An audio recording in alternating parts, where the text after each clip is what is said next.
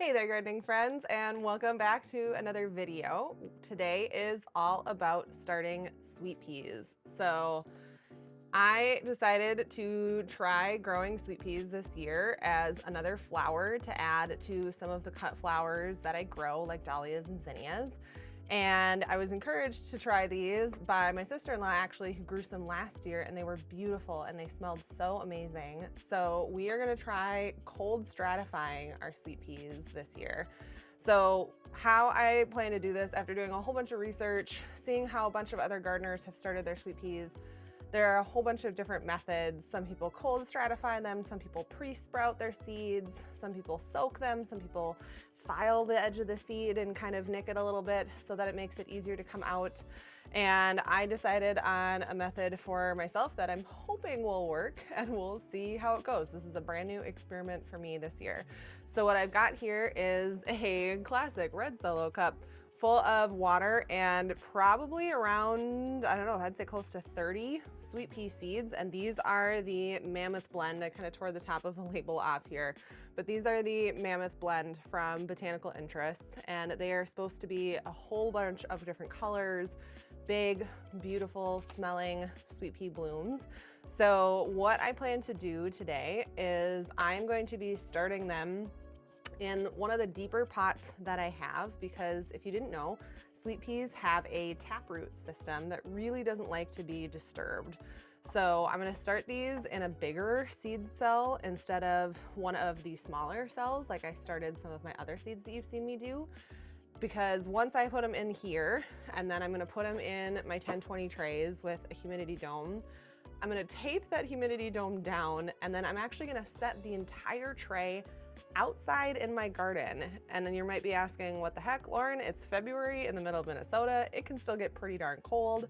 And that's kind of the point in cold stratifying. So peas are one of the vegetables that really like the cold, and they actually do really well in the cold. And some of them actually need a little bit of cold in order to create good germination and good blooms. So you might have seen a bunch of people start sweet peas in different methods of cold stratifying. So a lot of people do like a milk jug outside. Some people do Ziploc bags where they fill them with dirt, put all of their seeds in, and then wait to see how many of them germinate. So we're gonna try this method just so that I have as least amount of taproot disturbance as possible. Hopefully get some decent germination, and then I have a raised bed setup that I'm gonna do with a whole trellis wall on the side of my deck this year, and we're going to see if we can get some pretty sweet pea blooms. So let's get started. I'm gonna set this cup to the side and set this to the side, and first I need to make a whole bunch of moistened seed start mix to fill all of these different cells. We're gonna make 2 trays full. Here we go. All right, so I've got a bunch of my seed start mix in my tray here, and I'm just gonna kind of pre-moisten it a bit just to make it easier to fill into these trays before we give them a little bit of a bottom water.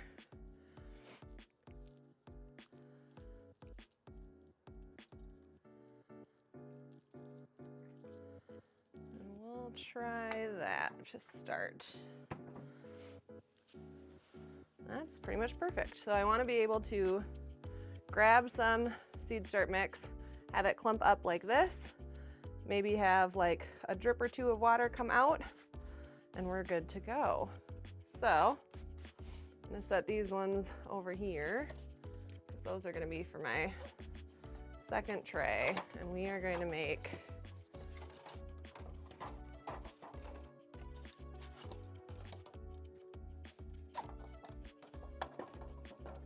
So I'm thinking I'm gonna put 2 seeds in each cell, and I've got 10 pots here, so that's about 20 seeds, and then we'll see how much I have left to do a second 10-20 tray.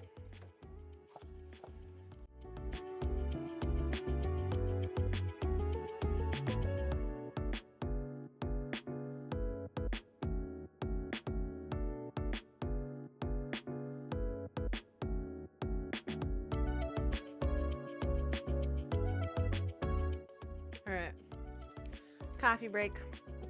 If you're not from the Midwest and you don't know caribou coffee, It's pretty awesome, especially on a Saturday when your seed's starting. All right. So we're on tray number 2. Had to make a little bit more pre-moistened soil mix. All right.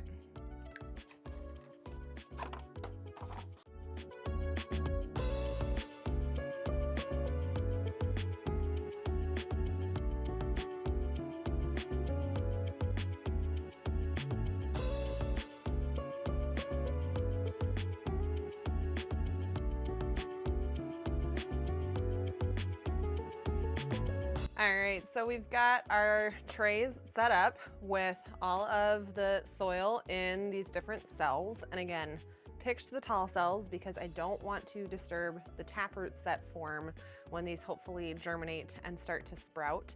So I've dumped out my red solo cup of my sweet pea seeds here. And as you can see, they're bigger than your average seed. They look very much like a pea. And I can even see if I can get one close enough to the lens here. A few of these have already started to kind of shed the case out of it. So I can see the inside of the pea. But what I want to do is take my dibber tool that I've got, which thankfully has wonderful different inch markings, and sweet peas need to be planted at a 1-inch seed depth. And then when I end up planting them out, they're gonna be maybe 3 seeds every 6 inches or so. So we are gonna just make a 1-inch impression. And I'm gonna do these kind of on the diagonal in these pots. So 1 inch down. I'm just kind of wiggling it around just so I can make a little spot for that seed to drop into. This is also why it was a good idea to kind of pre-moisten the soil, because then the soil will kind of stick and hold together when I make these impressions.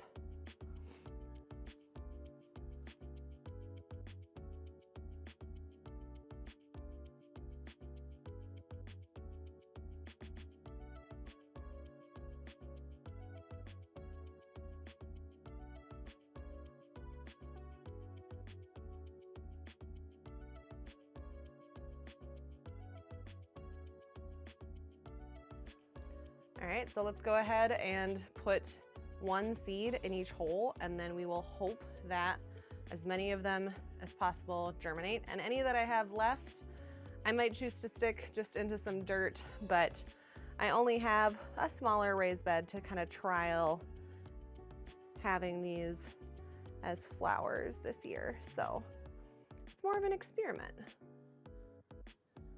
Now with sweet peas, I have seen people do almost like 25-yard just trellises of almost 8-foot tall sweet peas. These will grow pretty tall. So what I'm planning to do is put them into an elevated raised bed and then attach a trellis with probably some poles or some kind of metal bars to keep it upright, and then tack the top of the trellis to an upper part of my deck, and then let them crawl potentially up to 6-7 feet tall. And it'll just be a wall of hopefully color and amazing smelling blooms.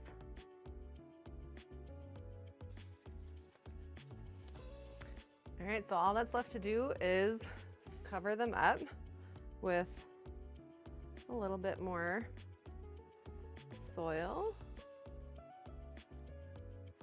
and just kind of get them all nestled in.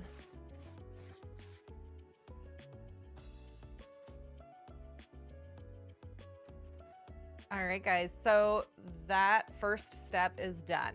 We soaked the seeds for 24 hours, planted them in tall cells to help with the taproot development at about 1 inch depth.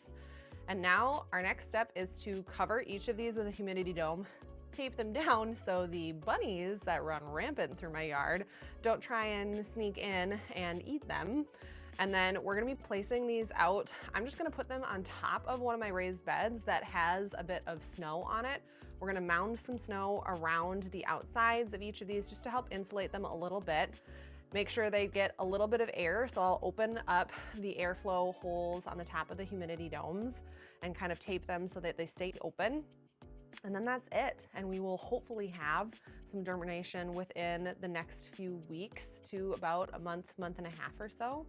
And then we should be able to actually plant these where they're gonna grow in the first week of April, which for Minnesota and zone 4 might seem a little early, but again, sweet peas can withstand temperatures as low as 17, 18 degrees Fahrenheit, which is really awesome. So I should be able to plant them out in April as long as we don't have any really cold days. So I'll be looking at the forecasts here and then we'll see how they grow. But I'm really excited for these, partially because of the smell that they're supposed to emit. It's supposed to be the most beautiful smell. I don't know if any of my 90s, 2000s Bath & Body Works girls are out there, but one of my favorite smells that they ever made was the sweet pea smell and like a lotion and a perfume. That was what me and all of my sisters wore for years when it was like our first right perfume that we could wear. So we'll see how well these do. I'm hoping to get a variety of color from the ones that I've planted.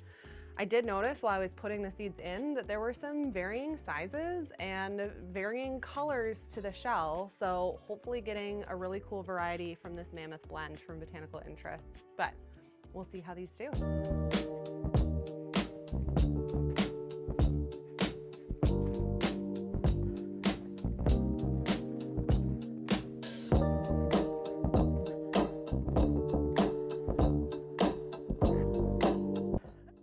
Gardening friends, so it is crazy to me that I'm standing outside in just a sweatshirt in the middle of February here in Minnesota. It is crazy bright out today, which is absolutely beautiful, but it is about 46 degrees out, which is really high for this time of year. So we'll see how well this weather continues versus dipping back into the crazy negative degree weather that we are used to having this time of year.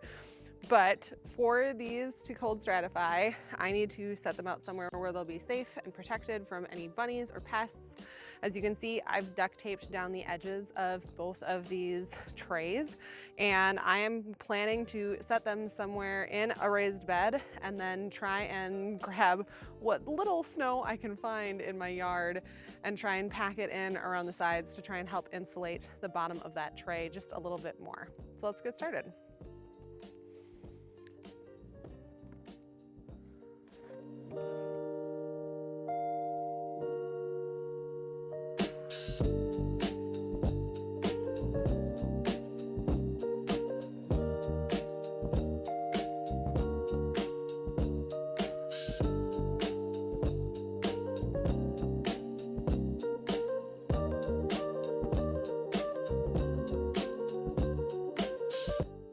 All right, gardening friends, so that's it on the sweet pea project. So we've gotten them started. As you can see, they are right behind me in my raised bed here, hopefully protected as they can be. We'll see if the cold stratification strategy works. We'll see how many I get to germinate, and I'll keep you guys updated along the way as we plant them out and hopefully get some gorgeous blooms this year. If you liked this video and want other gardening content like it, feel free to like, subscribe, and I'll see you guys on the next video. Bye guys.